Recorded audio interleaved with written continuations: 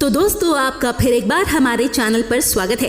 अगर आप पहली बार इस चैनल पर आए हैं तो चैनल को सब्सक्राइब करके बेल आइकन दबाना ना भूलें। 1940 के दशक की शुरुआत में जब बाकी दुनिया दूसरे विश्व युद्ध के बीच थी, उत्तर प्रदेश में एक युवा लड़की पूरी तरह से एक अलग चरण का सामना कर रही थी।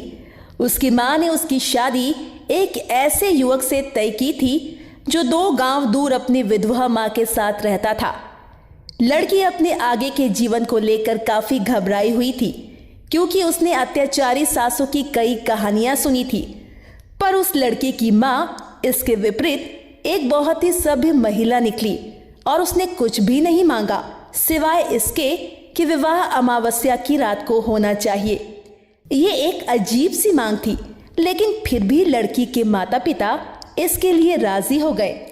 अगर आप इस चैनल पर नए हैं तो हमारे चैनल को ज़रूर सब्सक्राइब करें, क्योंकि हम हर हफ्ते नई डरावनी कहानी लाते रहते हैं। और बेल आइकॉन भी दबा दें ताकि हमारे नए वीडियोस आप तक पहुंच सकें। तो आज की कहानी शुरू करते हैं।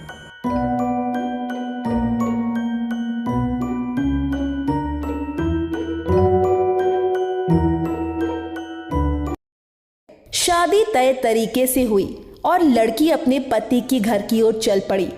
घर इतना तो बड़ा नहीं था, लेकिन उन तीनों के लिए पर्याप्त था। ये एक बड़े बरगद के पेड़ की छाया में बनाया गया था, जो कम से कम 1 शताब्दी पुराना प्रतीत होता था।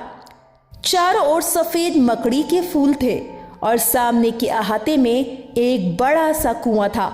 घर के पीछे झाड़ियां और पेड़ घने जंगल की ओर जाते थे। अभी अंधेरा नहीं हुआ था और झिंगुरों ने खाड़ी की ओर बढ़ना शुरू कर दिया था।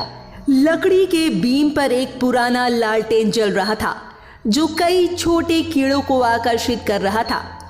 जब नवविवाहित लड़की ये सब देख रही थी तो उसने देखा कि एक पड़ोसी खिड़की से उसे घूर रहा है, और जैसे ही वो उसकी ओर मुड़ी, उसने खिड़की बंद कर दी। लड़की को यह सब कुछ अजीब सा लग रहा था। दिन बीतते गए और जिस तरह से उसकी सास ने उसका ख्याल रखा और उसे खिलाया, उससे लड़की बहुत खुश थी। लेकिन बुढ़िया की एक अजीबोगरीब आदत थी जिसे लड़की समझ नहीं पाई। बुढ़िया ने उसे शाम का खाना बनाने के अलावा घर के सारे काम करने की इजाज़त दे दी थी। वो रात के खाने को एक असाधारण लंबे चम्मच से पकाती थी और शाम के बाद अपनी बहू को कभी भी रसोई में प्रवेश ही नहीं करने देती थी। फिर एक दिन बूढ़ी अजीब तरह से बीमार पड़ गई। वे कारण का पता नहीं लगा सके, लेकिन वो पूरी तरह से बिस्तर पर पड़ी हुई थी। फिर उसने अपनी बहू को अपने पास बुलाया और बिस्तर के नीचे से एक बक्सा निकालने को कहा। जब लड़की ने संदूक खोला तो वो ये देखकर चौंक गई कि उसमें सोने के सिक्के भरे हुए थे। उसमें चमड़े की कई छोटी छोटी पाउच भी थी जिसमें सोने के सिक्के थे। बुढ़िया ने उसे एक पाउच दिया और उससे कहा कि वो अब उसके सामने एक रहस्य प्रकट करेगी। उसने उसे बताया कि परिवार की परंपरा को निभाने और शाम का खाना पकाने की शुरुआत करने की उसकी बारी थी। लेकिन एक बार जब शाम हो जाती है तो उसका सामना एक भयानक जानवर से होता है। वो जानवर हर शाम को दरवाजे के नीचे से अपना हाथ फैलाकर भोजन की मांग करता है। तभी उसे खाना देने के लिए एक लंबे हैंडल वाले चम्मच का उपयोग करना था, और बदले में जानवर उसे एक सोने का सिक्का इनाम में देगा। केवल एक चीज जो उसे याद रखनी थी वो ये थी कि कभी भी हाथ के बहुत पास नहीं जाना था। अपनी सास की बात सुनकर युवती अवाक रह गई और बहुत डर गई, लेकिन सोने के सिक्के की चाहत ने उसे थोड़ी हिम्मत दी। तो उस शाम उसने समय पर भोजन तैयार किया और बैठी रही और अपनी सास के निर्देश के अनुसार प्रतीक्षा करने लगी। अब शाम को किचन का नज़ारा बिल्कुल अलग था। चूल्हे के पास की दीवार कालिक से सनी हुई थी। एक तेल का दीपक एक अलमारी पर जल रहा था, जो कमरे में मंद रोशनी करता था। एक कोने में सही से अनाज के बोरे रखे हुए थे और पीछे के दरवाजे के ठीक बगल वाली दीवार पर एक पुराना लंबा हैंडल वाला चम्मच लटका हुआ था। पिछले दरवाजे पर जरूरत से ज्यादा जंजीरों और तालों से बंद कर दिया गया था और अधिक सुरक्षा के लिए लकड़ी और लोहे के टुकड़े भी रखे गए थे। वो लकड़ी की आग के पास डरी सहमी बैठी थी और ये सब देख रही थी कि तभी अचानक दरवाजे के बाहर जोर से दस्तक हुई, मानो किसी ने ईंटों का एक भारी थैला गिरा दिया हो। फिर उसे भारी सांसों के साथ एक रोंगटे खड़े कर देने वाली गुर्राहट सुनाई दी।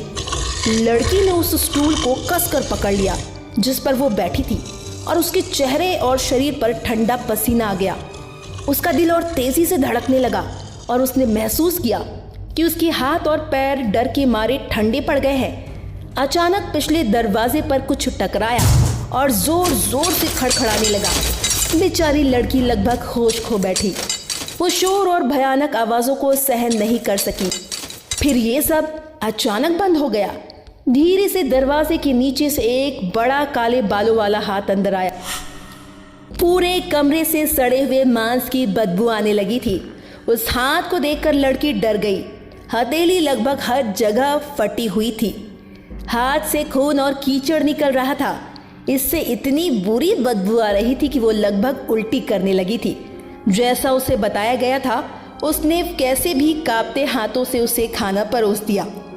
हाथ चला गया और सब कुछ सामान्य हो गया, सिवाय उस बदबू के जो कुछ देर तक रही। उसे फर्श पर एक सोने का सिक्का मिला जहां वो भयानक हथेली थी। वो अपनी सास के पास दौड़ी और उसे सिक्का दिखाया। उसकी सास भी खुश थी कि उसकी बहू इस घटना में बाल बाल बच गई। मुठभेड़ दिन ब दिन जारी रही और जवान लड़की को अब जानवर की आदत हो गई थी। अमावस्या की रात को छोड़कर वो शैतान हर दिन आता था। बुढ़िया भी ये जानकर खुश थी कि उसकी बहू अब स्थिति को संभालने में काफी सक्षम है।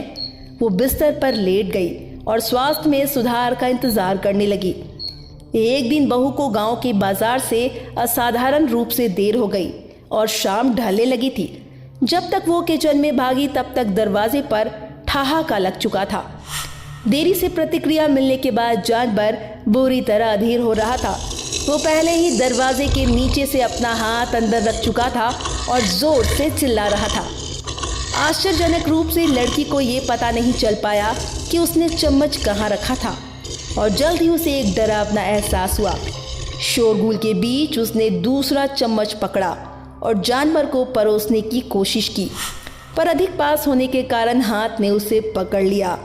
वो डर कर मदद के लिए चिल्लाई, लेकिन सब व्यर्थ था। हाथ बहुत ताकतवर था। उसने उसे दरवाजे के नीचे से ही खींच लिया, जिससे मांस और हड्डियों के टुकड़े फर्श पर दब गए। लेकिन उसकी जान जाने से पहले उसने केवल इतना देखा कि उसकी सास रसोई के प्रवेश द्वार पर एक हाथ में लंबे हैंडल वाला चम्मच और दूसरे हाथ में चमड़े की थैली के साथ खड़ी थी। उसकी सास ने उस शैतान को अपनी बहू की आहुति दे दी थी, जिससे उसे और लंबी जिंदगी मिलने वाली थी, और अब एक और चमड़े का पाउच बनाने के लिए वो तैयार थी। तो दोस्तों, आज की कहानी कैसी लगी हमें कमेंट में ज़रूर बताएं, और अगर आपको कहानी अच्छी लगी तो वीडियो को लाइक और शेयर करें ताकि इससे हमें और अच्छी कहानियाँ बनाने का मोटिवेशन मिले।